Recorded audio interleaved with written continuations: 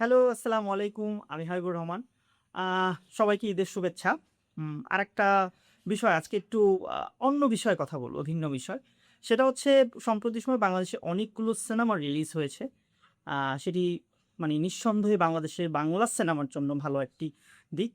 আর এটি উন্মোচন হচ্ছে ধীরে, ধীরে এবং সেটা আপনাদেরই জন্য এবং আপনাদের জন্যই আসলে সকল নির্মাতাদের প্রচেষ্টা বা ফিল্ম মেকার বা পুরো সিনেমা গোষ্ঠীর প্রচেষ্টা। তো একটি কথা একটু সচেতনমূলক আরকি। সেটা কোনো দর্শকদের উদ্দেশ্য বা কাউকে আঘাত করে নয়।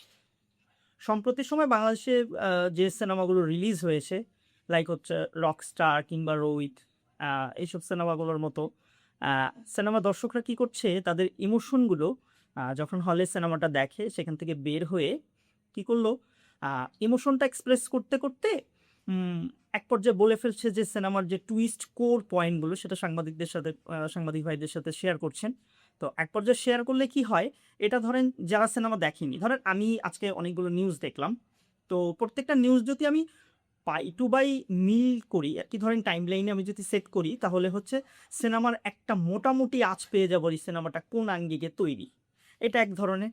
তো আমি বলছি যে এটা পুরোপুরি হ্যাঁ, অবশ্যই আপনার বলার রাইটস আছে যে ছবিটা খারাপ নাকি ছবিটা ভালো।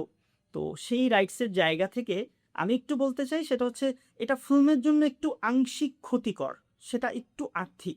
যেমন আপনার এই টুইস্টের কোর গুলো জেনে হয়তো তার মনেই হতে পারে যে না আসলে ছবিটা হলো না। কিন্তু আসলে তার মনের মতোই ছবিটা কিন্তু সে দেখতে পেল না।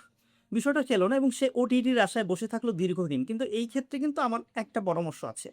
আপনারা যারা ওটিটিতে সিনেমা দেখেন, তাদের ক্ষেত্রে একরকম মানে আপনি কিন্তু একরকম দেখছেন নিজের মতো করে। কিন্তু একটা দর্শকবর্তী হল, সকলের সাথে বসে এবং একটা বিগ স্ক্রিন। সবচাইতে ব্যাপারটা হচ্ছে আপনি যখন বিগ স্ক্রিন দেখতে, দেখতে অভ্যস্ত হবেন না, তখন না ওই অভ্যস্ততার জায়গা থেকে আপনার তখন ওটিটিকে খুব সংকীর্ণ মনে হবে। কিন্তু হ্যাঁ, সিনেমা দুদিকেই ভালো দেখা যায়। অবশ্যই ওটিটিতেও দেখবেন এবং আমাদের বাংলা ছবি আপনি বড় হলে গিয়েও দেখবেন। হ্যাঁ? তো এ একটা বিষয়। হ্যাঁ, আরেকটা বিষয় সম্পর্কে আমি একটু বলতে চাচ্ছি। সেটা হচ্ছে আপনারা কিন্তু সিনেমা যখন শুরু হয় হলে, তখন একটা বার্তা দেখতে পান যে আ সিনেমা হচ্ছে মোবাইল ফোনে দিয়ে স্ক্রিনে ছবি তোলা কিংবা ভিডিও ধারণ করা আইনত দণ্ডনীয় অপরাধ।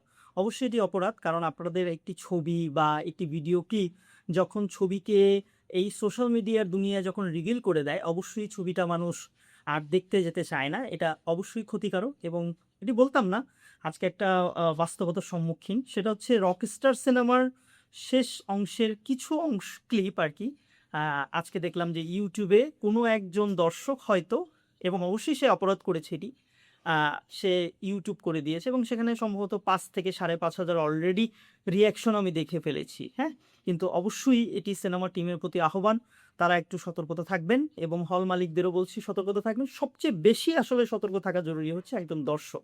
আপনি যেহেতু একজন সচেতন দর্শক, সো আপনার উচিত সেটা হচ্ছে এগুলো কেউ যদি আপনার চোখের সামনে করে, তাকে বিরত রাখা এবং আপনি নিজেও সতর্ক থাকা এবং মানুষকে আ এটি জানানো যে অবশ্যই এটি ধারণ করা যাবে না। তাতে আসলে সিনেমা এবং আমাদের বাংলা সিনেমা আসলে ক্ষতিগ্রস্ত হয়ে থাকে। ধন্যবাদ। আজকে এ পর্যন্তই। অবশ্যই অনেকগুলো বকবকানি শুনলেন। তারপরও থ্যাংক ইউ সো মাচ।